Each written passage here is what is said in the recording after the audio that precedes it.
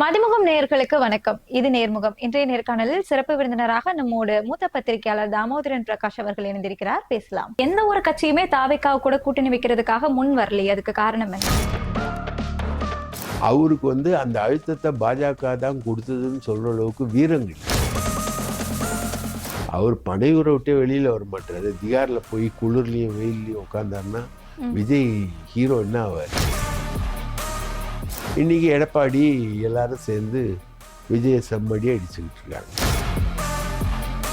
SC SC சொல்லி கேட்டு காங்கிரஸ் தன்னோட வியூகத்தை அமைக்கிற அளவுக்கு காங்கிரஸ் முட்டாள்தனமான கட்சி கிடையாது. இவர் முதல்ல போயிட்டு இவர் பிள்ளைக்கு அட்வைஸ் பண்ண சொல்லுங்க. இவங்க எல்லாருமே பிஜேபியோடைய கைபொம்மைகள். டயா பூஸ்டர் சுகரை கண்ட்ரோல் பண்ணும், உங்க ஆரோக்கியத்தை மீட்டு தரும். சர்க்கரையை கட்டுப்படுத்துறதுக்கான எளிமையான வழிமுறை, இயற்கையான வழிமுறை. அனைத்து மருந்து கடைகளிலும் கிடைக்கும்.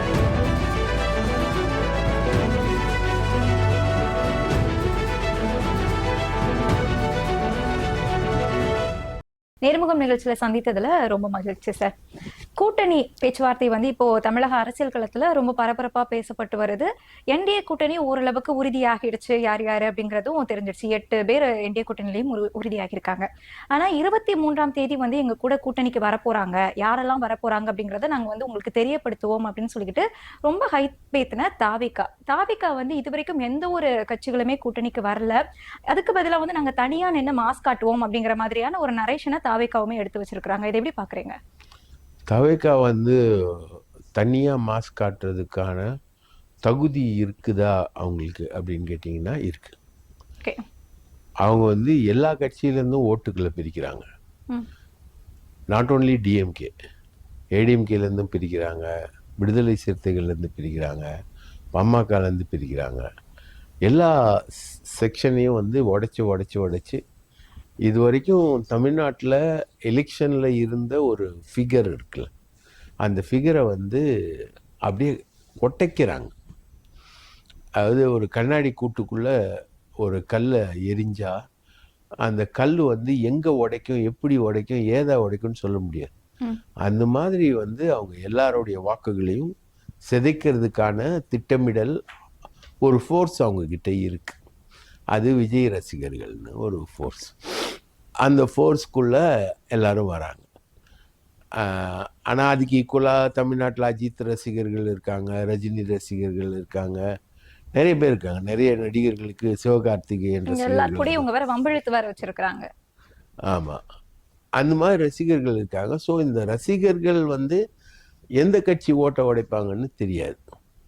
ஆனால் அது ஒரு வின்னிங் பர்சன்டேஜ் அந்தளவுக்கான வாக்குகள் கிடையாது.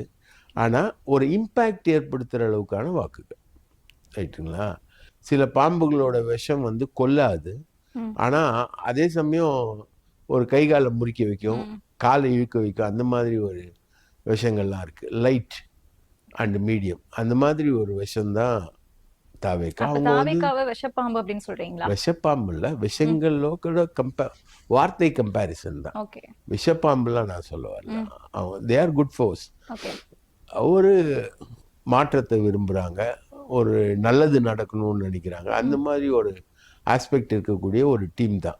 இல்ல, என்ன மாற்றங்கள், என்ன நல்லது நடக்கணும் அப்படிங்கறத அவங்க முன்னிறுத்துறாங்க. எப்பவுமே தமிழ்நாட்டுல ஒரு ஃபோர்ஸ் இருந்துகிட்டே இருக்கும். அதாவது திமுக அதிமுக ரெண்டுமே இல்லாத நடுவில் ஒரு ஆள் வேணும் அப்படின்னு ஒரு ஃபோர்ஸ் இருந்துக்கிட்டே இருக்கும்.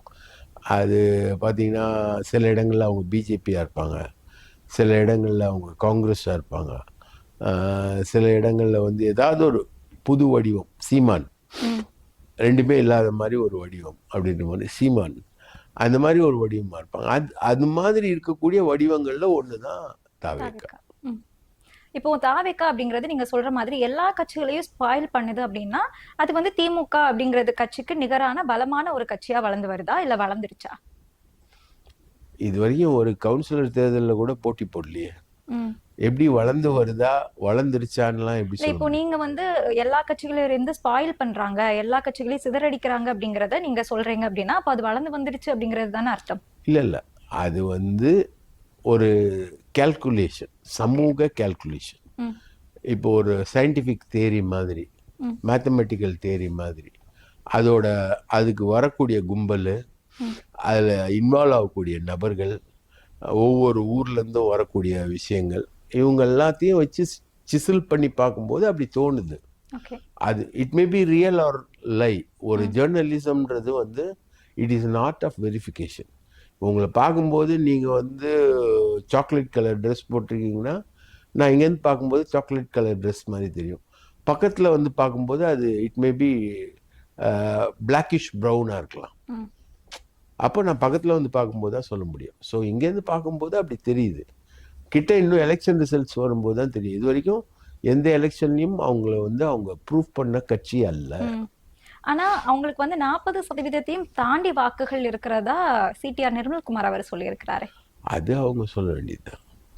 அது அவங்களுடைய செல்ஃப் கிளைம். நாங்கள் 40%க்கு மேலே இருக்கோம்னா அவங்க ஆட்சி அமைப்பாங்க. அது when it comes to real, அது உண்மையா வரும்பொழுது தான் நமக்கு அது தெரிய வரும். அப்படி சொல்லியுமே எந்த ஒரு கட்சியுமே தாவேக்காவை கூட கூட்டணி வைக்கிறதுக்காக முன் வரலையே, அதுக்கு காரணம் என்ன?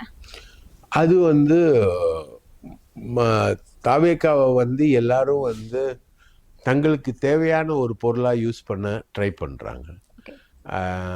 ஆனால் தாவேக்கா வந்து அதுக்கு உடன்பட மாட்டேங்குது. உதாரணத்துக்கு பார்த்தீங்கன்னா, ஏடிஎம்கே பிஜேபி கூட்டணிக்குள்ளே அது வரணும்னு சொல்லிட்டு அவங்களுடைய எதிர்பார்ப்பு என்பது இருக்குது. அந்த ஏடிஎம்கே பிஜேபி கூட்டணிக்குள்ளே இவங்க போய் உக்காந்துட்டு அவங்கள வந்து எடப்பாடி பழனிசாமியை முதலமைச்சர் ஆக்கிறதுக்கு இவங்க தயாராக இல்லை.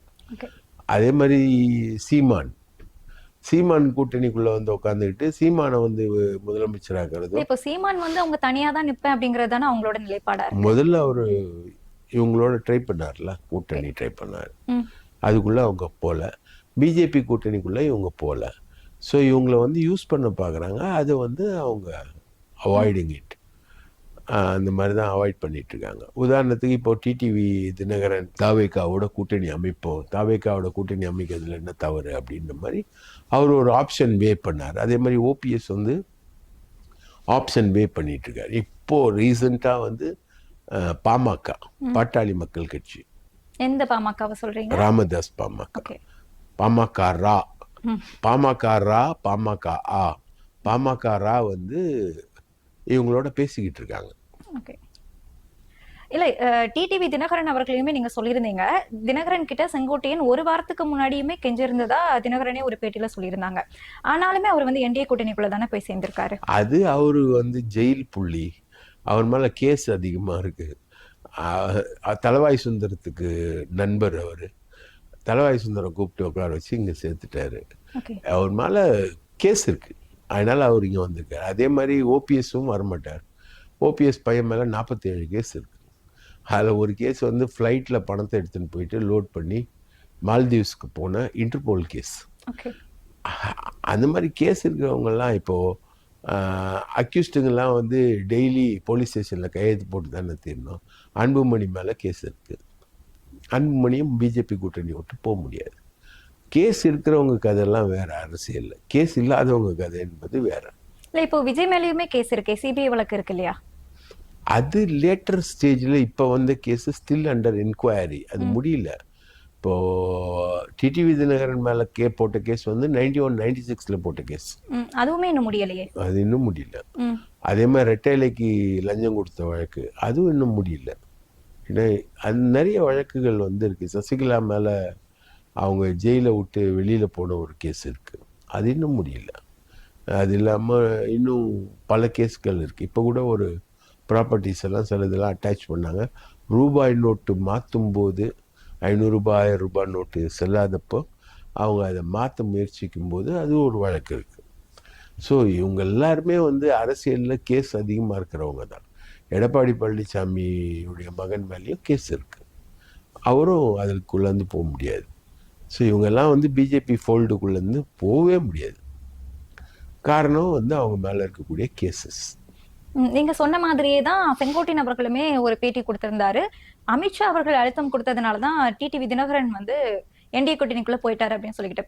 ஆனா அதுக்கு அப்படியே நேர ஆப்போசிட்டா விஜய் வந்து ஸ்டேஜ்ல எங்களுக்கு யாருமே அழுத்தம் கொடுக்கல அப்படின்னு சொன்னாரு. விஜய் அழுத்தம் கொடுத்ததாக சொன்னார். அழுத்தம் வந்து அவருக்கு கொடுக்கல, பொதுமக்களுக்கு அழுத்தம் இருந்தது அப்படின்றார். அழுத்தம் என்பது விஜய்க்கு இல்லைன்னு விஜய் சொல்லவே இல்லை. விஜய் அழுத்தம் இருந்ததுன்னு சொல்றாரு. ஆனா அவருக்கு வந்து அந்த அழுத்தத்தை பாஜக தான் கொடுத்ததுன்னு சொல்ற அளவுக்கு வீரம் இல்லை. ம். வீரமும் நேர்மையும் அவர்கிட்ட இல்லை. தவிர அழுத்தம் வந்து கொடுக்கப்பட்டதா தான் விஜய் சொல்லியிருக்கு. இல்ல பாஜகவை பத்தி பேசவே மாட்டாரு அப்படிங்கிறது மிகப்பெரிய குற்றச்சாட்டா இருந்துட்டே இருந்தது. அதே மாதிரி தான் இப்போ வந்து பாஜக பத்தி இந்த சமீபத்துல நடந்த பேட்டியிலுமே அவர் பேசல. நீங்க சொல்றீங்க சிபிஐ விசாரணை இந்த மாதிரி வழக்குகள் இருக்கவங்க எல்லாமே பாஜகக்குள்ள போய் இணையறாங்க அப்படின்னு சொல்லிட்டு. இப்போ விஜயும் அந்த கூட்டத்துக்குள்ள போறதுக்கான ஒரு வாய்ப்பு இருக்கா? அவங்க வந்து இன்னும் விஜய் மீதான கேசஸ் இன்னும் முடியல, ம். Still bending. அது ஒரு ஷேப்புக்கு வரும்பொழுது அதுக்கேற்ற மாதிரி வரும். இப்போ உதாரணத்துக்கு வந்து கரூர் விஷயத்தில் வந்து சுப்ரீம் கோர்ட்டில் அவங்க அறிக்கை தாக்கல் பண்ணோம் சிபிஐ. அந்த அறிக்கையில் வந்து விஜய் A1 கொண்டு வராங்களா இல்லையான்றதை பார்க்கறதுக்காக விஜய் வெயிட் பண்ணுறேன். அதில் A1 கொண்டு வந்தாங்கன்னா அவங்க நினைச்சாங்கன்னா என்ன வேணா பண்ணலாம். அப்படியே தூக்கி திகார் ஜெயிலில் உட்கார வச்சிடலாம் விஜயை. அவர் பனையூரை விட்டே வெளியில் வர மாட்டாரு. திகாரில் போய் குளிர்லையும் வெயில்லையும் உட்காந்தாருன்னா விஜய் ஹீரோ என்ன ஆவார்? ரைட்டா? கஷ்டம்தான். இல்ல பனையூர்ட்டே வெளிவர மாட்டாரு. அவர் தானே டெல்லிக்கு விசாரணைக்குமே கரெக்டா போயிருந்தாரு டைமுக்கு. ஒன்றும் பண்ண முடியாது. Hmm. You have no options, you have to go. நீங்கள் வந்து விசாரணைன்னு கூப்பிட்டீங்கன்னா நீங்களாக இருந்தால் கூட, நீங்கள் எவ்வளோ பெரிய ஆளாக இருந்தால் கூட நீங்கள் போய் தான் தீரணும். அது கரெக்டாக போகிறதுல என்ன இருக்குது? நீ வந்து ஒரு குற்றவாளி, உன்னை விசாரணை கூப்பிடுறாங்க, நீ போய் தானே தீரணும். அதில் என்ன ஆப்ஷன்ஸ் இருக்குது? யாருக்குமே ஆப்ஷன்ஸ் கிடையாது. குற்றவாளி அப்படிங்கிறது இன்னும் நிரூபிக்கப்படவே இல்லையே. குற்றவாளி இல்லை, நீ குற்றம் சாட்டப்பட்டிருக்கக்கூடிய ஒரு ஆள். ம். அவரை வந்து கூப்பிட்டது விட்னஸ் சம்மனில் தான் கூப்பிட்டாங்க, அக்யூஸ் சம்மனில் கூப்பிடல. விட்னஸ் சம்மனில். ஆனால் சம்பவத்துக்கு அவர் காரணம் அப்படின்றது ஒரு விஷயம் இருக்கு இல்லையா, ஒரு தியரி இருக்கு இல்லையா. லேட்டாக வந்ததுனால தானே 41 பேர் செத்தாங்க. அதுதானே தமிழ்நாடு அரசு சட்டமன்றத்தில் சொன்ன செய்தி. அதை எடப்பாடி அன்னைக்கு டிஃபெண்ட் பண்ணார். இன்றைக்கி எடப்பாடி எல்லாரும் சேர்ந்து விஜயை செம்மடியாக அடிச்சுக்கிட்டு இருக்காங்க. விஜயை கடுமையாக விமர்சிக்கிறாங்க. பிளாக்ல டிக்கெட் விற்கிற, அங்கேருந்தே கரப்ஷன் ஆரம்பிக்குது, உன் மேலே இவ்வளோ கேசஸ் இருக்குது, ரைட்டா, நீ வந்து வருமான வரி ஒழுங்காக கட்டலை, சொகுசு கார் வாங்கினதில் கேஸ் இருக்குது, அது இல்லாமல் இப்போ இன்றைக்கி வரைக்கும் ஜனநாயகன் படம் வந்து வெளியில் வரல, அந்தளவுக்கு உனக்கு வந்து அழுத்தங்கள் இருக்குது. பிளாக்ல டிக்கெட் விற்கிறவன் எப்படி ஊழலை பற்றி பேச முடியும்? எங்களை ஊழல் கட்சின்னு நீ சொல்கிற. 100-200 ரூபாய் டிக்கெட்டெல்லாம் வந்து 1000-2000 ரூபாய் விற்கிறதுனால தான் அதில் வர காசே 200 கோடி ரூபாய் உனக்கு சம்பளமாக தராங்க. நீ வந்து 1000 ரூபாய்க்கு டிக்கெட் விற்கலைன்னா நீ ஒரு ஆளே கிடையாது அப்படின்னு ஏடிஎம்கேவோட அட்டாக். அன்னைக்கு அவங்க டிஃபெண்ட் பண்ணாங்க, இன்னைக்கு அவங்க அட்டாக் பண்றாங்க. அதுதான் இதுக்கு முன்னாடி கரூர் சம்பவம் நடக்கும்போது எல்லாருமே விஜய் மேல ஒரு குற்றச்சாட்டு முன் வச்சுட்டு இருந்தாங்க. ஆனா அதுக்கு அதிமுகவும் பாஜகவும் உறுதுணையா பக்கபலமா பின்னாடி நின்று இருந்தாங்க. இப்போ திடீர்னு அட்டாக் பண்றதுக்கான காரணம் என்ன? பாஜக இன்னும் அட்டாக் பண்ணல, லைட்டா தான் பண்ணிட்டு இருக்கு. தமிழிசை சவுந்தரராஜன் தான் பேசிக்கிட்டு இருக்காங்க. பாஜக இன்னும் ஃபுல்லா இறங்கல. பாஜக வந்து சிபிஐ விசாரணைக்கு கூப்பிட்டு உட்கார வச்சு, தமிழ்நாடு அரசு கூட ஆதவ் அர்ஜுனை வந்து சிபிஐ விசாரணைக்கு உட்படுத்தலை. அவங்க வந்து நிர்மல்குமாரையும் புசி ஆனந்தியும் தான் இன்வால்வ் பண்ணியிருந்தாங்க. இப்போ மத்திய அரசு வந்து ஆதவ் அர்ஜுனாவையும் இன்வால்வ் பண்ணிருச்சு, விஜயையும் இன்வால்வ் பண்ணிச்சு. விஜயை வந்து தமிழக அரசு பக்கத்தில் கூட போகல. ஒரு தலைவர் வந்து தனது தொண்டர் சாவதை விரும்புவாரா அப்படின்ற மாதிரி சிஎம் கேள்வி எழுப்பியிருந்தார். அதே கேள்வியை தான் அண்ணாமலையும் எழுப்பியிருந்தார். அப்போ பாஜக வந்து இனிச்சுது, பாஜகவுக்கு விஜய் இனிச்சுது. ஆனால் அதே பாஜக தான் விஜய் வந்து இப்போது சம்மன் கொடுத்து கூப்பிடுது சிபிஐ விசாரணை என்ற அடிப்படையில். ஸோ அரசியலில் இதெல்லாம் நிலைகள் வந்து டக்கு டக்கு டக்கு டக்கு டக்குன்னு மாறக்கூடிய விஷயங்கள் தான்மா. அதிமுகவுமே இவங்களை அடிக்கிறதுக்கு காரணம் விஜய் வந்து அவருக்கு கூட கூட்டணிக்கு போகல அப்படிங்கிறதுனாலயா? அதிமுக அடிக்கிறதுக்கு காரணம் விஜய் வந்து டே 1லேருந்து அதிமுகவை பேசவே இல்லை. அதனால அதிமுக வந்து ரொம்ப சைலண்டாக இருந்தது. ஒரு கட்டத்தில் கொடியை காமிச்ச உடனே சிக்னல் கிடைச்சிருச்சுன்னு எடப்பாடி புலகாங்கிதம் அடைஞ்சார். அப்படிலாம் வந்து அவங்களோட எதிர்பார்ப்பு வந்து எப்படியும் விஜய் வந்துடுவார், நம்ம கூட வந்துடுவார் அப்படின்ற ஒரு எதிர்பார்ப்பு தான் இருந்தது. திமுகவுக்கு எதிரியாக இருக்கார், நமக்கு ஃபேவராக இருக்கார் அப்படின்னு. அதே பொசிஷன் தான் விஜய் எடுத்துக்கிட்டு இருந்தார். கடைசியாக வரும்பொழுது, கடைசியாக நடந்த அந்த செயல் வீரர் கூட்டத்தில் தான் அதிமுக இன்னொரு கட்சி ஊழல் கட்சி அப்படின்ட்டார். ஊழல் கட்சின்னு சொன்னோடனே இவங்களால தாங்க முடியல. ஊழல் கட்சின்னு ஏற்கனவே பிஜேபியே சொல்லியிருக்கு ஏடிஎம்கேவை. தமிழக அரசியல் வரலாற்றிலேயே ஊழல் வழக்கில் தண்டிக்கப்பட்ட ஒரே முதலமைச்சர் அதிமுகவை சேர்ந்த ஜெயலலிதா தான், வேற யாரும் கிடையாது. ஸோ ஊழலுக்கும் அதிமுகவுக்கும் சம்பந்தம் நிறைய இருக்கு. எல்லா அமைச்சர்கள் மேலேயும் ஊழல் புகார் என்பது இருக்கு. அதை விஜய் வந்து ஊழல் கட்சி அப்படின்னு சொல்லிட்டாருன்ற ஒன்று திரும்பி அடிக்கிறாங்க. இவர் வருவாருன்ற எதிர்பார்ப்பு அவங்களுக்கு இருந்தது, இவர் வரல அப்படின்றத வந்து இப்போ கேட்டகாரிக்கலா அவர் சொல்லிட்டார். அதே ஆண்ட கட்சி அப்படிதான் வந்து இப்போ பாஜகவுக்கு அடிமையா இருக்குது, இப்போ ஆளும் கட்சி கூட மறைமுகமா அடிமையா இருக்குது அப்படின்னு விமர்சனம் வச்சிருக்கிறாரு. ஆண்ட கட்சினா அதிமுக கட்சி தான் பாஜகவுக்கு அடிமையா இருக்குன்னு சொல்றாரு. ஆளும் கட்சியுமே மறைமுகமா இருக்கு அப்படின்னு சொல்லியிருக்கிறாரு. அதுக்கு அவர்கிட்ட ப்ரூஃபே கிடையாது. ஓகே, எப்படி கரூர் சம்பவத்தில் செந்தில் பாலாஜி தான் பண்ணாரு அப்படின்னு சொல்றதுக்கு ப்ரூஃப் இல்லையோ, அதே மாதிரி திமுக வந்து பாஜகவோட மறைமுக கூட்டு வச்சிருக்குன்றதுக்கு எந்த விதமான ஆதாரமும் விஜய்கிட்ட இல்லை. அதை ஒரு பாலிட்டிக்ஸ்க்காக சொல்றாரு, திமுகவை எதிர்க்கணும் அப்படின்ற ஒரு ஸ்டோக்குக்காக சொல்றாரு. அதிமுக ஊழல் கட்சி அப்படின்னு சொன்ன உடனே தாபிகாவை எதிர்த்து ஒரு ஸ்டாண்ட் எடுத்திருக்கிறாங்க. பாஜக ஏன் வந்து தாபிகாவை திட்டமாட்டுறாங்க அப்படின்னு கேட்கும்போது, நாங்க ஊழலே செய்யலையே, நாங்க எப்படி திட்டுவோம் அப்படின்னு சொல்லிட்டு கேட்டிருக்காங்க. அப்ப பாஜக ஊழலே செய்யலையா? பாஜக செய்த ஊழல்கள் தான் மலைமலையா இருக்கக்கூடிய ஊழல். ரஃபேல் ஊழல்ல இருந்து எத்தனை சிஏஜி அறிக்கைகள்ல வந்து அவங்க செஞ்ச ஊழல்கள் வருது, எத்தனை மத்திய அரசு திட்டங்கள்ல வந்து நடைபெற்ற முறைகேடுகள், பிரதமர் வீடு கட்டும் திட்டத்திலேருந்து நடைபெற்ற முறைகேடுகள் வந்து வருது, எவ்வளோ ஊழல்கள் அவங்க மேலே வந்துக்கிட்டு இருக்கு.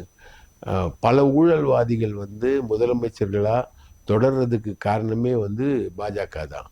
எடப்பாடி மேலே ஊழல் புகார் இருக்குது, நெடுஞ்சாலை துறையில் வந்து எடப்பாடி ஊழல் பண்ணான்னு சிபிஐ கேஸ் இருக்குது, குட்கா சிபிஐ கேஸ் இருக்குது. இவங்கெல்லாம் முதலமைச்சராக தொடர்றதுக்கான காரணமே பாஜக தான். இதே இன்னைக்கு ஹெலிகாப்டர் விமான விபத்தில் இறந்த அஜித் பவார் மேலே 30,000 கோடி ரூபாய்க்கு ஊழல் புகார் சொன்னது பாஜக. அதுக்கப்புறம் அவரை வாஷிங் மிஷினில் போட்டு அவரை துணை முதலமைச்சராக்கி அவர் இன்னைக்கு இறந்தும் போயிட்டார். அந்த மாதிரி நிறைய ஊழல் அரசியல்வாதிகள் வந்து இன்னைக்கு வரைக்கும் நிற்கிறதுக்கு காரணமே பாஜக தான். அப்போ பாஜகவை ஊழல்னு எப்படி சொல்லாமல் இருக்க முடியும்? பாஜக ஊழல் கட்சி தான். பாஜக இவங்க வந்து நாங்க வந்து ஊழல் கட்சி, அதனால நாங்க வந்து தாவேக்காவை அடிக்கல அப்படின்னு ஒரு பக்கம் சொன்னாலுமே, நீங்க சொன்ன மாதிரி தமிழிசை சவுந்தரராஜன் அவங்க வந்து பேசினது வந்து தாவேக்காவை மிரட்டுற ஒரு விதமா தான் இருந்தது. நீங்க வந்து என்டிஏ கூட்டணி ஆட்சிக்கு வந்தது அப்படின்னா நீங்க வந்து நிம்மதியா இருக்கலாம், இதே திமுக ஆட்சிக்கு வந்ததுன்னா கரூர் சம்பவத்தை ஞாபகத்துல வச்சுக்கோங்க அப்படின்னு சொல்றது ஒரு மிரட்டல் தானே. கரூர் சம்பவத்துல விசாரிக்கிறது மத்திய அரசு தானே, திமுக அரசு இல்லையே. விசாரிக்கிறது சிபிஐ, மத்திய அரசு தானே. அது எப்படி திமுக அரசுக்கு பொருந்தும்? திமுக அரசு என்ன பண்ண முடியும் கரூர் சம்பவத்தில்? ஒன்றுமே பண்ண முடியாது. விசாரணை முழுக்க முழுக்க மத்திய அரசுக்கிட்டையும் மத்திய அரசால் வழிகாட்டக்கூடிய ஸ்பெஷல் இன்வெஸ்டிகேஷன் டீம் எஸ்ஐடி அதுக்கிட்டையும் தான் இருக்குது. அதில் வந்து திமுகவுக்கு ரோலே கிடையாது, ஃபுல்லாக மத்திய அரசுக்கான ரோல் தான். அப்போது தமிழிசை சவுந்தரராஜன் தன்னோட பேச்சில் வந்து விஜயை மிரட்டுறாங்களா? அப்படி தான் தோணுது. மற்றபடி அதுக்கும் திமுக அரசுக்கும் சம்மந்தமே இல்லை. அப்படி இல்லைன்னா என்ன சொல்லலாம்னா தமிழிசை சவுந்தரராஜன் உளர்றாங்க அப்படின்னு சொல்லலாம். இல்ல அது உளரெல்லாம் பார்க்க முடியுமா அப்படின்னு தெரியல. ஏன்னா திமுகவுக்கும் இதுக்கும் சம்மந்தம் கிடையாது அப்படிங்கறத தாண்டி அது இந்த ஒரு டோன்லயும் எடுத்துக்கலாம் இல்லையா? திமுக ஆட்சிக்கு வந்து நாங்க தோத்துட்டோம் அப்படின்னா சிபிஐ வழக்கு மூலமா நாங்க வந்து உங்களை என்ன வேணா பண்ணுவோம் அப்படிங்கிற மாதிரியான ஒரு மிரட்டலா பார்க்கலாமா? சிபிஐ மூலமா என்ன பண்ண போறாங்கன்றதுனாலதான், மிரட்டல் இருக்கிறதுனாலதான் விஜயை வந்து முழுக்க முழுக்க சொல்றாங்க. விஜய் மட்டும் இல்லை, அவர் கூட இருக்க ஜான் ஆரோக்கியம் வந்து ஃபாரின் ஃபண்டெல்லாம் வாங்குறாரு. அவர் வந்து கிறிஸ்துவ ஏஜென்சிகள் மூலமாக ஃபாரின் ஃபண்டெல்லாம் வாங்குறாரு. அந்த ஃபாரின் ஃபண்டெல்லாம் வச்சு தான் விஜய் வந்து கட்சி ஆரம்பிச்சிருக்காரு, அது பண்ணுறாரு அப்படின்ற மாதிரி ஒரு சார்ஜ் வந்து இருந்து ஜான் ஆரோக்கியத்தை என்கொயரிக்கு கூப்பிட்டு கடைசி நிமிஷத்தில் ஜான் ஆரோக்கியத்தை என்கொயரிக்கு கூப்பிடல. அவர் டெல்லிக்கு போயிருந்தார், விஜய் கூடவே இருந்தார், எல்லாமே பண்ணார். ஆனால் அவர் என்கொயரிக்கு கூப்பிட்றதை அவாய்ட் பண்ணாங்க. ஜான ஆரோக்கியம் மேலே அந்த கேஸ் இருக்குது. அதே மாதிரி ஆதவ் அர்ஜுன் ரெட்டி மேலே வந்து அவர் வந்து போட்ட அந்த ட்வீட், ஜென்சிக்கள் வந்து கிளர்ந்து எழுவாங்க, பிரச்சனைகள் வெடிக்கும் அப்படின்னு அவங்க போட்ட அந்த ட்வீட் என்பது வந்து ஒரு பெரிய அளவுக்கான ஒரு விஷயமா அது ஒரு என்ஐஏ கேஸாக இருக்குது. நிறைய கேசஸ் இருக்குது அவங்க மேலே. இல்ல ஜான் ஆரோக்கியசாமி வெளிநாடுகள்ல இருந்து பணம் வாங்குறாங்க அப்படிங்கிறது நிரூபிக்கப்பட்ட விஷயமா? இல்ல நிரூபிக்கப்பட்ட விஷயமானு கேக்குறேன். இன்னும் நிரூபிக்கப்படல. அது பிடிச்சிடுவாங்க. அவங்க நினச்சா, அவங்க கையில் நினச்சா டேட்டாஸ் எல்லாமே வச்சுருக்காங்க. 5 நிமிஷம் தான் பிடிக்கிறதுக்கு அந்த டேட்டாஸை இது பண்ணுறதுக்கு. ஞான ஆரோக்கியம் வந்து ஒரு கிறிஸ்துவ மத போதகர் மாதிரி இருந்தவர். அவர் வந்து மோடியை சாத்தான்னு சொல்லியிருக்காரு, அமித்ஷாவை பூதம்னு சொல்லியிருக்காரு. அது மாதிரி நிறைய பேசியிருக்காரு, இந்துத்துவத்துக்கு எதிராக நிறைய பேசியிருக்காரு. ஆனால் அது எதையுமே விஜய் பேசினது கிடையாது. ஒவ்வொரு மாநாட்டுகளுக்கும் ஒவ்வொரு கூட்டங்களுக்கும் அதுக்கப்புறம் முதல் மாநாட்டுக்கு பிறகுதான் ஆதவ் அர்ஜுனாவுடைய காசுல தான் வந்து பெரிய அளவுக்கு இவங்க மாநாடுகள்லாம், மதுரை மாநாடு, எல்லா மாநாடுகளையும் இவங்க நடத்தினது ஆதவ் அர்ஜுனாவுடைய காசுல தான். விஜய் பிரச்சாரம் போனதும் ஆதவ் அர்ஜுனாவுடைய காசுல தான். விஜய் வந்து அந்த தனி விமானத்தை யூஸ் பண்றாரு இல்லையா, அதுவும் ஆதவ் அர்ஜுனாவுடைய போலி லாட்ரி காசுகள் தான் அவர் யூஸ் பண்ணிட்டு இருக்காரு. அப்போ உச்சத்துல இருந்து சம்பாதிச்ச அந்த ஒவ்வொரு படத்துக்கும் வாங்கின 200 கோடி அது வந்து விஜய் செலவழிக்க மாட்டாரா? விஜய் பொறுத்த வரைக்கும் ஒரு மகா கஞ்சன். அவர் வந்து பணத்தை வந்து செலவழிக்கவே மாட்டார். கூட இருக்கிறவங்க தான் செலவு பண்ணுவாங்க. இல்ல, பணத்தை செலவழிக்க மாட்டோம் அப்படின்னா எந்த நம்பிக்கையில தாவிக அப்படிங்கிற ஒரு கட்சியை வந்து அவர் ஆரம்பிச்சிருக்கிறாரு? அதுக்கு இன்னைக்கு ஃபைனான்சியர்ஸ் நிறைய பேர் வந்துட்டாங்க. தாவேக்கான்ற ஒரு கட்சிக்கு வந்து ஃபைனான்சியர்ஸ் வந்து இப்போ பொறுப்புகளுக்கே பல லட்சம் ரூபாய் கொடுக்கறதுக்கு அவங்க தயாராகிருக்காங்க. மாவட்ட செயலாளர் பொறுப்புக்கு பணம் கொடுக்குறாங்க, சட்டமன்ற தேர்தலில் போட்டி போடுற வேட்பாளராக நிற்கிறதுக்கு பணம் கொடுக்குறாங்க. 1.25 லட்சம் பேருக்கு நாங்கள் பதவிகள் கொடுத்துருக்கோம். 2 கோடி தொண்டர்கள் இருக்கிறாங்க. 2 கோடி தொண்டர்கள் இருக்காங்க. 1.25 லட்சம் பேருக்கு பதவிகள் கொடுக்குறாங்க. அந்த பதவிகள் எல்லாமே காசு வாங்கிட்டு போட்ட பதவிகள் தான். ஸோ ஒரு கட்சி உருவாகிற வரைக்கும் தான் அதுக்கான பிரச்சனை. அதுக்கு ஒரு ஃபியூச்சர் இருக்குன்னு வந்தால் ஃபைனான்சியர்ஸ் வந்து ஆட்டோமேட்டிக்காக வந்துடுவாங்க. பெரிய பெரிய தொழிலதிபர்கள், கான்ட்ராக்டர்கள், அவங்க இவங்கன்னு வந்துடுவாங்க. அவங்க பணம் கொடுப்பாங்க. உதாரணத்துக்கு ஆதவ் அர்ஜுன் ரெட்டியோட மாமனார் மார்ட்டின், அவர் எல்லா கட்சிக்கும் பணம் கொடுத்துருக்காரு. திமுக கொடுத்துருக்காரு, காங்கிரஸ் கொடுத்துருக்காரு, பிஜேபி கொடுத்துருக்காரு, எல்லாத்துக்குமே பணம் கொடுத்துருக்காரு. காரணம் அவரோட போலி லாட்ரி வந்து நடக்கணும், மக்களை ஏமாற்றணும் அப்படின்றதுக்காக அவர் அதை நடத்துறதுக்கான பணம் கொடுப்பாரு. அவங்க சொந்தக்காரங்க எல்லாரையுமே வந்து அரசியலில் ஈடுபட வைப்பார். இந்த மாதிரி கிமிக் வேலைலாம் நிறைய பார்ப்பாரு. தாவேகா இந்த கட்சி வந்து தேர்தலுக்கு என்ன செய்யும் நினைக்கிறீங்க? தேர்தலில் போட்டியிடாது அப்படிங்கிற ஒரு விமர்சனம் கூட நம்மளுக்கு அரசியல் வட்டாரங்கள்ல பார்க்க முடியுது. கண்டிப்பா அவங்க தேர்தலில் போட்டியிடுவாங்க, வாக்குகளை பிரிப்பாங்க. பல இடங்கள்ல வந்து திமுகவுக்கும் அதிமுகவுக்கும் பல இடங்கள்ல சோதனையா இருப்பாங்க. அவங்க ஒரு தேர்ட் ஃப்ரண்ட்டா தமிழ்நாட்டுக்குள்ள ஃப்ளோட் ஆகி வருவாங்க. அவங்க வாக்குகளை பிரிப்பாங்க. அது வந்து யதார்த்தமே தவிர அவங்க போட்டியிட மாட்டாங்க அப்படின்றதுலாம் வந்து கற்பனை. கண்டிப்பா போட்டியிடுவாங்க. 3-4 தொகுதியில போட்டியிடுவாங்க அப்படின்னு சொல்லிட்டு புஷியானந்த் அவர்கள் சொல்லியிருக்கிறாரு. இப்போ நம்ம சட்டப்படி 3-4 தொகுதிகளில் போட்டியிட முடியாது தானே? முடியாது, 2 தொகுதிகளில் தான் முடியும். ஆனா ஜெயலலிதா அம்மையார் கூட 4 தொகுதியில வேட்புமனு தாக்கல் செஞ்சதா ரிஜெக்ட் பண்றாங்க. புரியல, அது ரிஜெக்ட் பண்ணிட்டாங்க. ஆனா அவங்களுமே போட்டிட்டாங்கன்னா அப்போ அந்த சட்டம் இருக்கிறது அவங்களுக்கு கூட தெரியாத ஒரு விஷயமா? இல்ல அந்த டைம்ல நடந்தது. அந்த மாதிரி ஒன்று ட்ரை பண்ணாங்க. அது வந்து மனு பரிசீலனையின் போதே நிராகரிக்கப்பட்டுருச்சு. அவங்க பண்ணதுமே வந்து ஊழல் செஞ்சு அதை மறைக்கிறதுக்காகத்தான் இந்த மாதிரி 4 தொகுதிகளில் போட்டியிட்டதா ஒரு செய்தி வந்து பார்க்க முடிஞ்சுது. ஸோ அதே மாதிரி தான் தாவேகாவுமே இவங்க செய்யக்கூடிய ஊழல் எல்லாம் மறைக்கிறதுக்காக தேர்தலில் போட்டியிடக்கூடாது அப்படிங்கிறதுக்காக இப்படி சொல்றாங்களா? அப்படி இல்லை, இவங்க இன்னும் ஊழல் பண்ணவே இல்லையே. கவுன்சிலர் தேர்தலில் கூட ஜெயிக்கலையே. ஜெயிச்சாதானே ஊழல் பண்ண முடியும். இல்ல, இப்போ அதிமுக குற்றச்சாட்டு முன் வச்சிருக்காங்க இல்லையா, இவங்க வந்து ஊழல் கட்சி, இவங்க வந்து டிக்கெட் விற்கிறது மூலமா ஊழல் செய்யறாங்க அப்படின்லாம். டிக்கெட்ஸ் விற்கிறது மூலமா செய்யற ஊழல் என்பது வேற, அரசு பணத்தை கொள்ளையடிக்கிறதுன்றது வேற. டிக்கெட் வந்து நீங்க போய் ஏமாறுறீங்க. 100 ரூபாய் டிக்கெட்டை 1000 ரூபாய் கொடுத்து வாங்குறீங்க, நீங்க ஏமாறுறீங்க. அது உங்களுடைய ஏமாற்றம், அது தொடர்பான விஷயம். அரச பதவியில் இருந்துகிட்டு அரசு பதவியை வந்து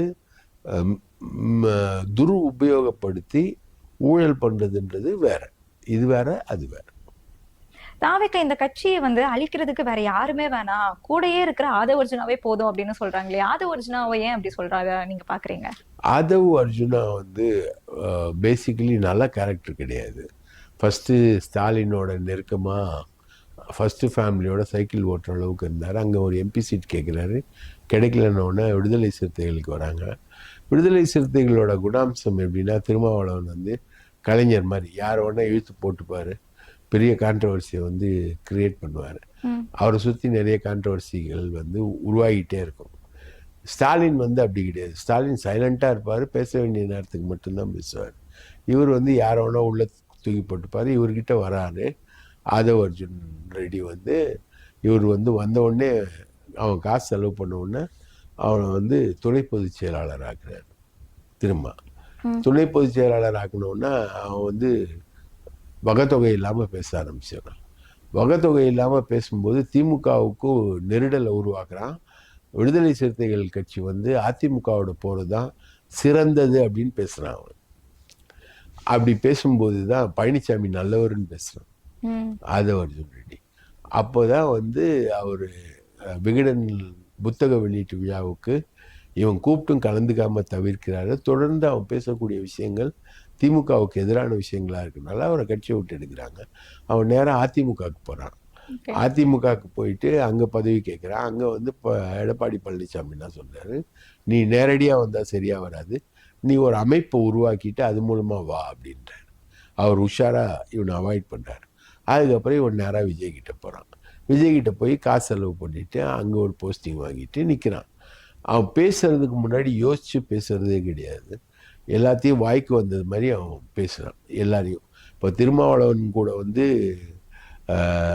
20 பேர் தான் இருக்காங்க அப்படின்னு அவன் சொல்கிறான். அவன் வந்து விடுதலை சிறுத்தைகளுடைய ஓட்டுக்களை வந்து தாவேக்கா ஓட்டுக்களாக மாற்றுறதுல ஒரு பெரிய வெற்றியை வந்து அவன் அடைஞ்சிருக்கான். தாவேக்கா வாக்காளர்களாக விடுதலை சிறுத்தைகளில் ஒரு 3% ஓட்டு இருக்குன்னா, 4% ஓட்டு இருக்குன்னா, ஒரு 0.5% ஓட்டு வந்து தாவேக்கா ஓட்டுக்கெல்லாம் மாறி இருக்கு விடுதலை சிறுத்தைகள். அதை குறி வச்சுட்டு நான் அதை ஏம் பண்ணிட்டு என்ன சொல்கிறேன்னா, இன்னைக்கு உங்கள் ஓட்டெலாம் எங்ககிட்ட வந்துருச்சுங்க, உங்ககிட்ட 20 பேர் தாங்க இருக்காங்க அப்படின்னு திருமாவளவன் சொல்ல, திருமாவளவன் பவுன்ஸ் பேக் ஆகி ஆதவ் அர்ஜுனாவை எடுக்கிறார்.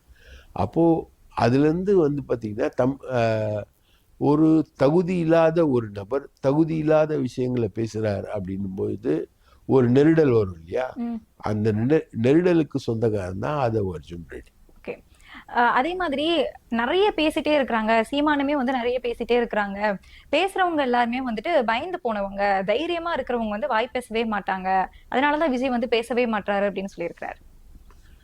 தைரியமா இருக்கிறவங்க வாய் பேச மாட்டாங்கன்னா என்ன இருக்கு? அந்த கதை எப்படின்னா, ஒருத்தன் வந்து ஒரு ஊர்ல அறிவாளை வச்சுக்கிட்டு உட்காந்துக்கிட்டே இருப்பான். எல்லாரும் வந்து அவனை பார்த்து பயந்து போவாங்க. அவன் என்ன பண்ணுவான், யார்கிட்டையும் பேச மாட்டான், அருவாளை மட்டும் வச்சுக்கிட்டு உட்காந்துக்கிட்டு இருப்பான். அவனை பார்த்து எல்லாரும் பயந்து போயிட்டே இருப்பாங்க. ஒரே ஒருத்தன் என்ன பண்ணுறான், அவனை வந்து ஒரு நாள் எட்டி உதைக்கிறான்.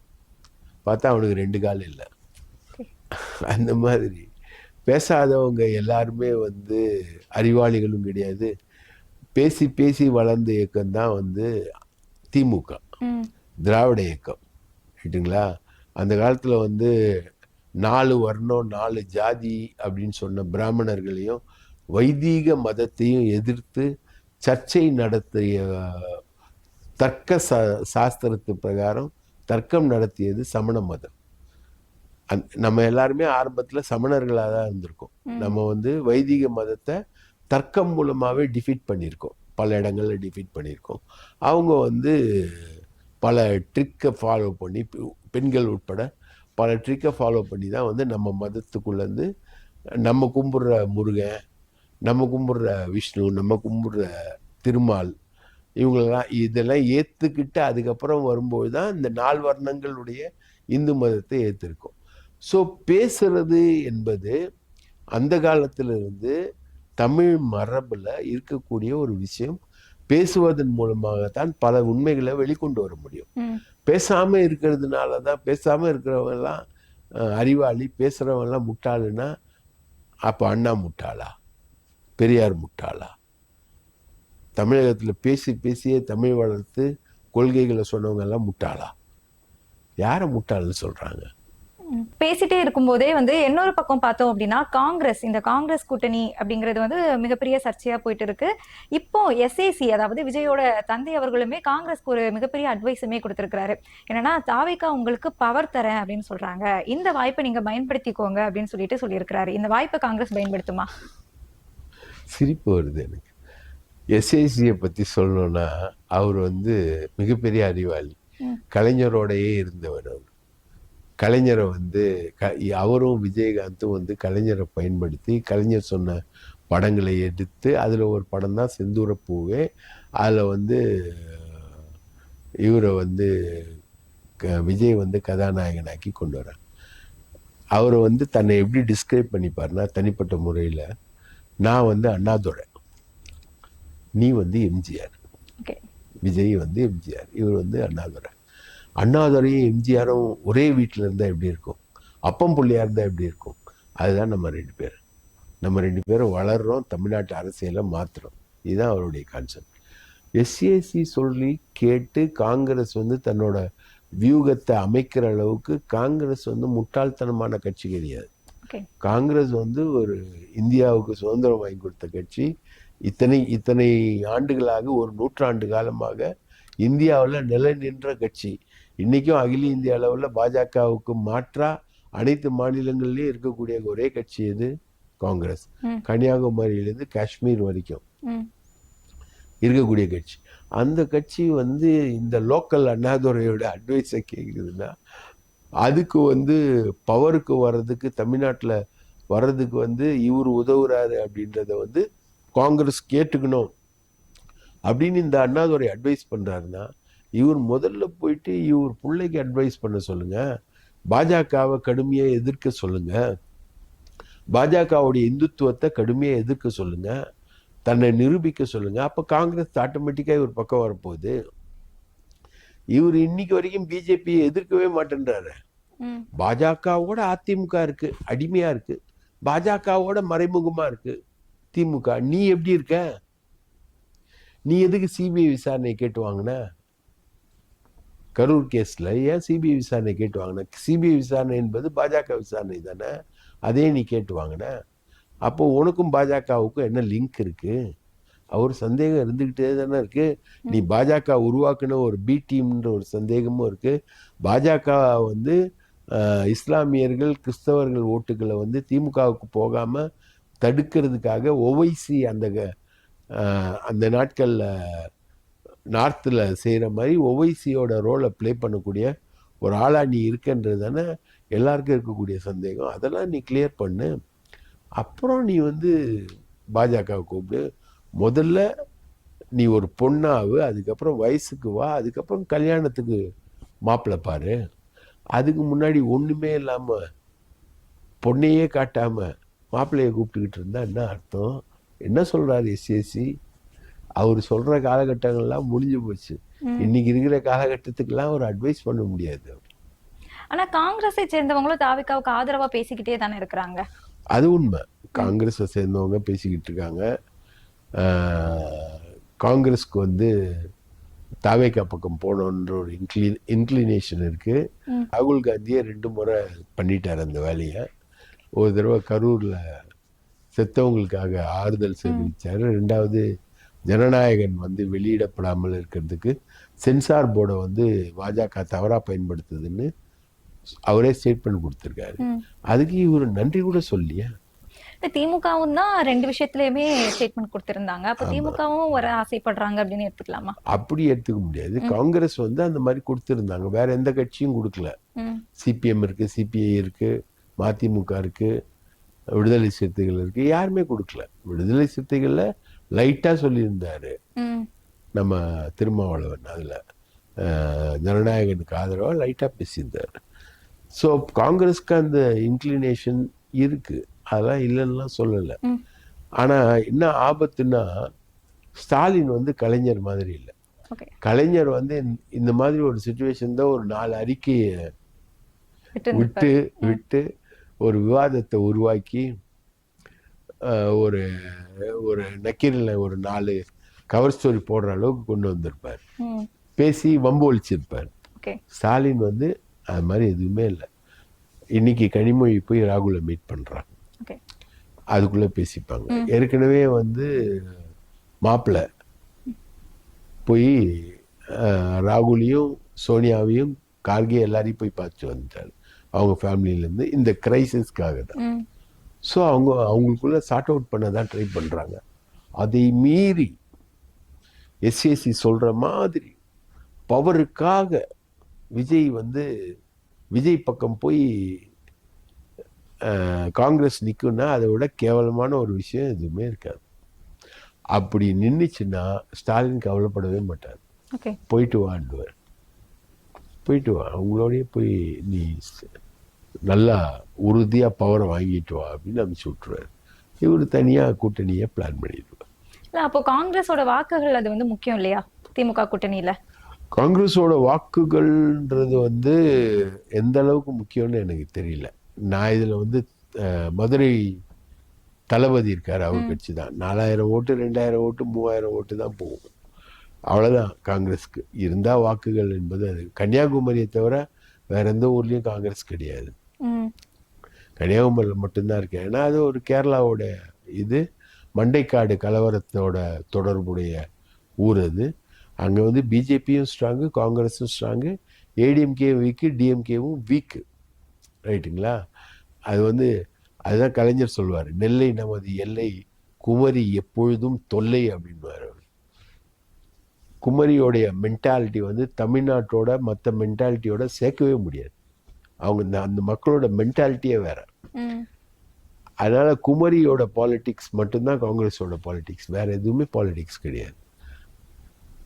அது விஜயதரணி மாதிரி ஆட்கள்லாம் அங்கே இருக்காங்க, தலவாய் சுந்தரம், இவங்க கிட்டலாம் நீ இப்போ உட்காந்து கொஞ்சம் நேரம் பேசி பாருங்களேன். தலவாய் சுந்தரத்திட்டையும் விஜயதரணி கிட்டையும் தெரிச்சு ஓடிடுவீங்க. சம்மந்தம் இல்லாமல் பேசுவாங்க எல்லாம். எல்லாரும் பயங்கர அறிவாளிகள்னு நினைப்பு, ஆனால் சுத்த ஜீரோ, அப்படிதான் இருக்கும். ஸோ காங்கிரஸ் வந்து தேவையில்லை, போட்டோம். இல்லை, அந்த 3000 வாக்குகள் அப்படிங்கிறது நமக்கு ஒரு தொகுதியில் 3000 வாக்குகள் வித்தியாசத்துல தோல்வி வெற்றி வந்து நிச்சயிக்கப்படுது. அப்படிங்கும்போது அது முக்கியம் தானே? அப்படி 2000-3000 வாக்குகள் போதுன்னா 2000-3000 வாக்குகள் வரும்ல, போறதுக்கான விஷயம் இருக்கும்போது, மைனஸ் ஆகிறதுக்கான விஷயம் இருக்கும்போது வரும். இது எலெக்ஷன்றது வந்து ஒரு கேம் தான். 1 + 1 = 2 கிடையாது, 1 + 1 = 11 கூட இருக்கும். தான் தேர்தல். நீங்க சொல்ல முடியாது அலை எப்படி அடிக்குது, எப்படி போகுது, எப்படி வருது, எந்த சூழ்நிலையில் எப்படி வருது, ஒவ்வொரு தொகுதியிலையும் யார் வேட்பாளர், என்ன சூழ்நிலையில் அவங்க பேசுகிறாங்க, எப்படி பேசுகிறாங்க, அதெல்லாம் இருக்குது. காங்கிரஸ் வந்து ரொம்ப நாள் ஆச்சு, 65 சீட்டிலேருந்து 45 சீட்டு வந்து 25 சீட்டு வந்து 18 சீட்டு நின்று, 25 சீட்டு நின்று 18 சீட்டு ஜெயிச்சு அப்படிலாம் வந்திருக்காங்க. காங்கிரஸை வந்து தூக்கி பிடிச்சி நின்னது திமுக தான் அதிகம். காங்கிரஸ் போகிறதுனால திமுகவுக்கு எந்த பலவீனமும் இல்லை. காங்கிரஸ் வந்து ஒரு வேஸ்ட் லக்கேஜ் தான். அதே மாதிரி இல்லை, வேஸ்ட் லக்கேஜை ஆக்கிடுறது ராகுல் காந்தி பீகாரில் அந்த அலையன்ஸையே, தேஜஸ்வி யாதவ் அலையன்ஸையே தோக்கடிச்சாங்க. டெல்லியில் அதே மாதிரி பண்ணாங்க, தோக்கடிச்சாங்க. ராகுல் காந்தியை சுற்றி ஒரு சில அட்வைசர்ஸ் இருக்காங்க, அந்த அட்வைசர்ஸ் பேச்சை கேட்டு தான் ராகுல் காந்தி செயல்படுறாரு. அவர் வந்து ஒரு கட்சியை வந்து இன்ஃப்ராஸ்ட்ரக்சர் ரீதியாக கட்சியை கன்ஸ்ட்ரக்ட் பண்ணி நிற்க வச்சு கொண்டு வரணுன்றதுலாம் இல்லை. இன்றைக்கும் கேரளாவில் வந்து அவங்க இவ்வளோ 10 வருஷம் கவர்மெண்ட்டு, ஆனால் இன்றைக்கும் கம்யூனிஸ்டுகள்கிட்ட பயந்துக்கிட்டு தான் இருக்காங்க. கம்யூனிஸ்டுகள் வந்துடுவாங்களா? நடைபெற்ற உள்ளாட்சி தேர்தலில் கம்யூனிஸ்டுகளுக்கும் காங்கிரஸுக்கும் இருந்த கேப் வந்து ரொம்ப ரொம்ப ரொம்ப கம்மி தான், ஒரு 5% இல்லை 3% வாக்குகள் தான் வித்தியாசம். அப்படி தான் அவங்க ஜெயிச்சிருக்காங்க. So Congress is not a big force. தமிழ்நாட்டை பொறுத்த வரைக்கும் அவங்க போனாங்கன்னா இப்போ ஒரு 25 தொகுதி கேப் போடுறோம். யாருக்கு? திமுகவுக்கு. அவங்க கூட்டணி கட்சிகளுக்கு நல்ல தொகுதிகள் கொடுத்துட்டு, யாராவது புதுசாக கூட்டணி வராங்கன்னா அவங்களுக்கும் நல்ல தொகுதிகள் கொடுக்கறதுக்கு காங்கிரஸ் வெளியேறினா நல்லது. காங்கிரஸ் வெளியேறினா திமுக உருப்படும். இல்ல, புதுசா கூட்டணி இப்ப யாரு வர போறாங்க? எல்லாருமே தேமுதிக இருக்கு, ராமதாஸ் இருக்காரு இன்னைக்கு வரைக்கும். ராமதாஸ்க்கு வந்து திமுக கொடுக்க நினைக்கிற தொகுதி 3 தொகுதிகள் தான் இப்போ கொடுக்க நினைக்குது. காங்கிரஸ் வெளியே போனால் 20 தொகுதி கொடுக்கலாம், 25 தொகுதி போகுது.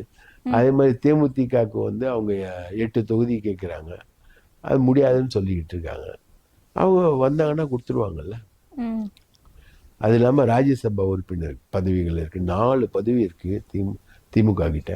4 பதவிகளில் ஒன்று வந்து எல்கே சுதீஷ்க்கு கொடுப்பாங்க, ஒன்று வந்து டாக்டர் ராமதாஸோட மக காந்திமதி கொடுப்பாங்க. அப்படி நிறைய கொடுக்கறதுக்கான காங்கிரஸ்ன்ற ஒரு வெயிட் லக்கேஜ் வந்து ஒழிஞ்சுதுன்னா திமுக ஃப்ரீ ஆகிடும். அவங்க வந்து போக வேண்டிய ஆட்கள். ராகுல் எல்லாம் நான் என்னமோ ரொம்ப பெரிய மரியாதையோட நினைச்சேன். பிரவீன் சக்கரவர்த்தி மாதிரி ஆட்கள் பேசுறத கேட்கக்கூடிய ஒரு ஆளா அவர் இருக்காருன்னா அது வந்து அந்த கட்சி உருப்படாது. இன்னைக்கு இந்தியா கூட்டணின்ற ஒரு கட்சியை வந்து தாங்கிறதே வந்து மம்தாவும் ஸ்டாலினும் தான். அவங்களுக்கே உரிய மரியாதை இல்லை, அவங்களே கழுத்தை பிடிச்சி பார்ப்பேன்னா அப்புறம் அந்த கட்சிக்கு என்ன மரியாதை? இது வேஸ்ட் லக்கேஜ் போட்டோம். அவங்க ஊரில் இப்போ நீங்கள் எனக்கு தெரிஞ்சு சென்னையில் பார்த்தீங்கன்னா காங்கிரஸ் வந்து விரல் விட்டு எண்ணிடலாம், ஒரு 10 பேர் தான் அந்த மாதிரி தான் சென்னையில் இருக்காங்க. அப்புறம் செங்கல்பட்டுனா சுத்தம். சசிகாந்த் செந்தில்னு ஒருத்தர் திருவள்ளூரில் ஜெயிச்சிருக்காரு, காங்கிரஸ் எம்பி. அவர் எப்படி ஜெயிச்சாருன்னு பார்த்தீங்கன்னா அந்த ஏரியாவில் காங்கிரஸ் காரனே கிடையாது. எனக்கு தெரிஞ்சு அந்த ஊரில் கீழானூர் ராஜேந்திரன் ஒருத்தர் தான் இருந்தார், திருவள்ளூர் காங்கிரஸ் சொல்லிட்டு. வேற எங்கேயுமே கிடையாது. இது மாதிரி வெள்ளூர் ஞானசேகரன் ஒருத்தர் ஒரு காலத்தில் இருந்தார், ரைட்டா? அதே மாதிரி அப்படி போட்டுக்கிட்டே போனீங்கன்னா எங்கேயும் இல்லை. மாணிக்கம் தாக்கூர்லாம் எம்பி தேர்தல்லையே வந்து 4000 ஓட்டில் தான் ஜெயிச்சார் அவர். 4000 ஓட்டில் ஜெயிக்கிறதுக்கு திமுக காரனோட உழைப்பு தான் அதிகமாக இருந்தது. விஜயகாந்தோட பையன் அவ்வளோ டஃப் ஃபைட் கொடுத்தாங்க விருதுநகரில். ஸோ காங்கிரஸ் வந்து திமுக விட்டு போகிறது ரொம்ப ரொம்ப நல்லது. ஆனால் இவங்க போங்க அப்படின்னு சொல்ல மாட்டாங்களே. போன்னு தான் சொல்லுவாங்க. அதுக்கெல்லாம் திமுக பயப்படாது. அதான் சொன்னேன் இல்லையா, கலைஞராவது பேசி 2 அறிக்கை விட்டு ஏதாவது பண்ணுவார். இவரு அந்த மாதிரிலாம் போயிட்டா இருக்கிறது தான் இருங்க. அந்த மேலிடத்துக்கு மட்டும் கொஞ்சம் இன்ஃபார்ம் பண்ணி இந்த மாதிரி நீங்கள் போகிறது வந்து நல்லதில்லை அப்படின்றது வந்து கனிமொழி மூலமாக மாப்பிள்ளை மூலமாக சொல்லுவாங்க. கேட்டால் ஓகே, இல்லைன்னா போன்ட்டுவாங்க. நம்ம பேசும்போது மதம் குறித்தும் பேசியிருந்தோம். பாஜக வந்து சிறுபான்மையினர் வாக்குகளை பிரிக்கிறதுக்காக தான் விஜய் வந்து இறக்கிருக்கிறதா நீங்க சொன்னீங்க. அது எப்படி நீங்க உறுதியா சொல்றீங்க விஜய் வந்து சிறுபான்மையினர் வாக்குகளை பிரிக்கிறாரு அப்படின்னு சொல்லிட்டு? அவர் ஜோசப் விஜய். பெயர்னால மட்டும் சொல்றீங்களா? பெயர் மட்டும் இல்லை, அவர் வந்து ஜோசப் விஜய். அவர் வந்து முஸ்லீம்களுடைய ஃபங்க்ஷனுக்கு போயிட்டு ரம்ஜான் நினைக்கிறேன் தொப்பிலாம் போட்டு கஞ்சிலாம் குடித்தார், ரைட்டா? அதாவது நீங்கள் வந்து திமுகவுக்கும் அதிமுகவுக்கும் இருக்கிற வித்தியாசம் வந்து அதிமுக வந்து -11 ஆரம்பிப்பாங்க, திமுக +11 ஆரம்பிப்பாங்க. +11னா சிறுபான்மையினர் வாக்குகள். சிறுபான்மையினர் வாக்குகள் அரசு ஊழியர்கள் வாக்குகள் அதில் தான் ஆரம்பிப்பாங்க திமுக தன்னோட கவுண்டை. இவங்க வந்து -11 -2 3ன்னு சொல்லிட்டு இவங்க மைனஸில் தான் ஆரம்பிப்பாங்க. ஏடிஎம்கே தமிழக தேர்தலை பொறுத்த வரைக்கும் இது வரைக்கும் நடந்த தேர்தல் 10 தோல்வி பழனிசாமிக்கு அப்படிதான் நடந்திருக்கு. இது வந்து இப்படிதான் ஆரம்பிப்பாங்க. ஸோ இவங்க வந்து எப்பவுமே ஒவைசி மாதிரி ஒரு டீமை வந்து ரெடி பண்ணி நீ என் கூட கூட்டணியில இல்லை, ஆனா நீ வந்து இந்த வேலையை செய் அப்படின்னு ஒரு டீம் ஆரம்பிப்பாங்க. இப்போ மாயாவதியை யூபியில் அப்படிதான் யூஸ் பண்ணாங்க. மாயாவதி எப்படி யூஸ் பண்ணாங்கன்னா மாயாவதி கிட்ட எல்லா முஸ்லீம் வேட்பாளர்களையும் போட சொல்லுவாங்க. மாயாவதி எல்லா முஸ்லீம் வேட்பாளர்களையும் நிறுத்தும். யாருன்னா முஸ்லீம் வாக்குகள் வந்து முழுசா காங்கிரஸ் கூட்டணிக்கு முலாயம் சிங் யாதவ் கூட்டணிக்கு போகக்கூடாது அப்படின்றதுக்காக யூஸ் பண்ணுவாங்க. இது வந்து பிஜேபி யூஸ் பண்ணுற எலெக்ஷன் தந்திரம். பிஜேபி பை பர்த் ஒரு பார்ட்டினாலே அது தேர்தல் கட்சி தான். அது தேர்தலுக்காக என்ன ஒன்றா செய்வாங்க. இப்போ ஒரிசாவில் வந்து 10,000 ரூபாய் வந்து முன்னாடியே கொடுத்து அதுக்கப்புறம் பெண்களுக்கு கொடுத்த அப்புறம் ஓட்டு போட வச்சாங்க. மகாராஷ்டிராவில் அதே மாதிரி தான் பண்ணாங்க, 10,000 ரூபாய். அந்த மாதிரி ஒரு எலெக்ஷன் பார்ட்டி எலெக்ஷனுக்காக என்ன ஒன்றா செய்வாங்க. அந்த மாதிரி ஒரு தந்திரம். இது ஒரு தந்திரம். இன்னொன்று, தேர்தலில் வந்து நின்று விஜய் ஒரு 10 சீட்டு ஜெயிச்சிட்டாருன்னா அவர் வந்து ஏடிஎம்கேக்கு தான் சப்போர்ட் பண்ணோம். அது ஒரு கண்டிஷன் போட்டிருப்பாங்க. ஓகே. இப்படி நிறைய வேலைகள் செய்வாங்க. நிறைய வேலைகள் செஞ்சு தான் எலெக்ஷனில் கொண்டு வருவாங்க. அதில் ஒன்று தான் இந்த மைனாரிட்டி வாக்குகளை பிரிக்கிறது. இல்ல இப்போ ஏடிஎம்கே வந்து தாவிகாவை இந்த அளவுக்கு தாக்குறாங்க இல்லையா, அதுக்கப்புறம் எப்படி தாவிகா உங்களுக்கு ஆதரவு கொடுப்பாங்க? அதெல்லாம் அரசியலில் சகஜமா பயங்கரமாக தாக்கிக்கிட்டவங்களாம் முந்தா நாள் வரைக்கும் டிடிவி தினகரன் எடப்பாடியை தாக்காத தாக்கா இன்னைக்கு ஒன்றா உட்காந்துருக்காரு. இல்ல அது அங்காளி பங்காளி சண்டை அப்படின்லாம் சொல்றாங்க. பங்காளி அந்த மாதிரி கேவலமான பங்காளியில் நமக்குலாம் இல்லை. இருந்தால் நம்ம வெட்டி போட்டுருவோம். அந்த அளவுக்கு இது அவரு கேஸு, அதனால அவர் போகிறாரு சேர்த்து வைக்கிற ஒரே ஒரு பாயிண்டில் தான் சேர்ந்தாங்க தெரியுமா? அதாவது தேவர் ஜெயந்தி அப்போ டிடிவி தினகரன் வந்து செங்கோட்டையன் எல்லாரும் போயிட்டு, ஓபிஎஸ் எல்லாரும் போயிட்டு சசிகலாவை பார்க்குறாங்க. சசிகலாவை ஒரு 1000 கோடி ரூபாய் ஒரு ஏமாத்தினதா இவருக்கும் சசிகலாவுக்கும் சண்டை. யாருக்கு? டிடிவிக்கும். நான் பார்க்க மாட்டேன் அந்த அம்மாவை அப்படின்னு சொல்லிட்டு இவர் ஒதுங்கி போயிட்டார். அதுலேருந்து இவர் வந்து ஓபிஎஸ் கிட்டேயும் சசிகலா கிட்டேயும் இந்த டீம் கிட்டேயும் பேசுறது இல்லை. இவர் டிடிவி வந்து ஓபிஎஸ் கிட்ட பேசுறதே கிடையாது. இதை வந்து எடப்பாடி கிட்ட தளவாய் சுந்தரம் சொல்லியிருக்காரு.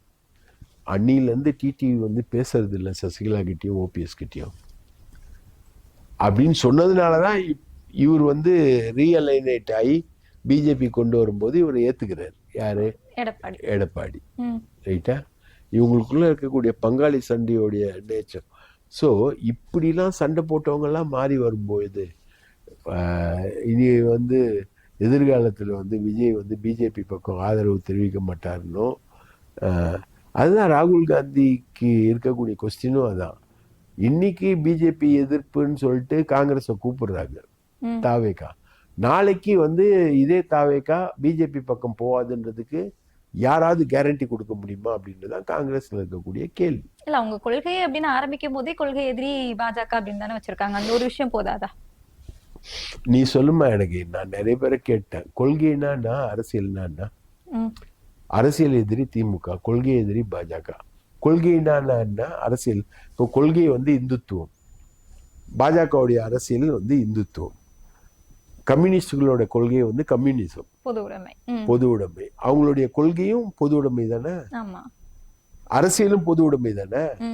அப்போ அரசியல் எதிரின்னா என்ன, கொள்கை எதிரின்னா என்ன? கொள்கைன்றது ஏபிசிடி, அரசியல்ன்றது அந்த ஏபிசிடியை வச்சு எழுதுற வாக்கியங்கள், அவ்வளவுதானே. இதன அரசியலும் கொள்கையும். கொள்கை எதிரின்னு சொல்லிட்டு இன்னைக்கு வரைக்கும் பாஜகவுடைய இந்துத்துவ கொள்கையை எதிர்க்காம இருக்காரு, அப்புறம் என்ன கொள்கை எதிரி? இன்னொரு பக்கம் ஜனநாயகன் படம், இந்த படம் வந்து வெளி வருமா வராதா, எதுக்காக இப்படி இழுத்தடிக்கிறாங்க இந்த படத்தை? ஜனநாயகன் படத்தை வந்து எல்லாமே அரசியல்மா. உங்க வீட்டுக்கு அரசியல்ன்றது உங்க வீட்டுக்கு கடுகு டப்பால இருந்து வரைக்கும் அரசியல் தான். கடுகு விலை கூட தீர்மானிக்கிறது அரசியல் தான். அது மாதிரி சினிமா வந்து அவங்க மத்திய அரசு வந்து ஒரு நோக்கத்துக்காக தடுக்க நினைக்கிறாங்க, அதை பண்ணிக்கிட்டு இருக்காங்க. சரி, என்னோட கேள்வி என்னன்னா, அவங்க தடுக்க நினைக்கிறாங்க, பண்றாங்க. சினிமானா இது இவ்வளோ கட்டு கொடுத்தாங்க, நாங்கள் இந்த கமிட்டி கிட்ட போனோம், இவ்வளோலாம் பண்ணோம், முதல்ல ஓகே பண்ணிட்டு சர்டிஃபிகேட் கொடுக்குற அளவுக்கு போனாங்க, அதுக்கப்புறம் திடீர்னு அதை வாபஸ் வாங்கிட்டு வராங்க, இவங்க அரசியல் பண்றாங்க அப்படின்னு சொல்ல வேண்டியவர் யாரு? விஜய் தானே. அவர் தைரியமானவர், பேச மாட்டார்ல. அதான் அந்த ஊனமுற்ற ஒரு கதை சொன்னேன் அந்த மாதிரி. அது மாதிரி சொல்ல வேண்டியவர் வந்து விஜய், ஏன் சொல்ல மாட்டார்?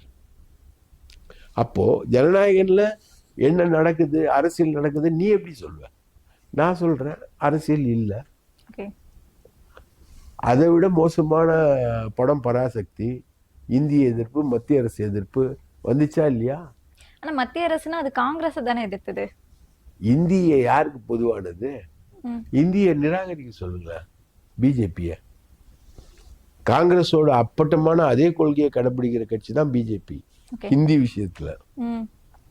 ஹிந்தியில வந்து அவங்க 2 பேரும் ஒண்ணு, அரியும் சிவனும் ஒண்ணு, அறியாதவன் வாயில மண்ணு. அவங்க 2 பேரும் ஒண்ணு இந்தியில. அதே இந்தி ஹாட்லேண்ட்ல இந்தி திணிப்பை எதிர்த்து வந்த படம் வந்துச்சுல்ல. அப்போ உங்க படம் ஏன் வரல? நீங்க ஒழுங்கா ஃபாலோ பண்ணல. 9ஆம் தேதி ரிலீஸ் வச்சுன்னு 6ஆம் தேதி கேஸ் போடுறீங்க, என்ன அர்த்தம்? அப்போ நீங்கள் நீதிமன்றத்தை வச்சு சர்டிஃபிகேட் வாங்கிடலான்னு சொல்லிட்டு முடிவு பண்ணி வரீங்க. அதில் வந்து மத்திய அரசு சென்சார் போர்டுக்கு வந்து பதில் அளிக்க கூட அவகாசம் இல்லாமல் ஆஷான்ற ஒரு நீதிபதி தீர்ப்பை வாசிக்கிறாங்க. அதை எதிர்த்து மத்திய சென்சார் போர்டு வந்து அப்பீலுக்கு போகுது. அவங்க திரும்ப மறுபடியும் ஆஷா கிட்டே வழக்கு அனுப்பி மத்திய சென்சார் போர்டு வந்து தன்னோட பதிலளிக்கையை தாக்கல் பண்ண சொல்கிறாங்க. மத்திய அரசு சென்சார் போர்டு வந்து பதிலளிக்கையை தாக்கல் செய்ய 1 மாதம் டைம் எடுத்துக்கும். ரைட்டா? அதுக்கப்புறம் அது ரிவிஷன் கமிட்டிக்கு போகும். அது கூடுறதுக்கு 1 மாதம் ஆகும். அதுக்குள்ளே தேர்தல் நடந்து முடிஞ்சிடும். தேர்தல் முடிகிற வரைக்கும் ஜனநாயகன் வராது. தேர்தல் தேதி அறிவிச்சா அதோட அந்த விதிமுறைகள் படி பார்த்தாலும் இந்த படம் வெளிவராது இல்லையா? அப்படிலாம் இல்லை.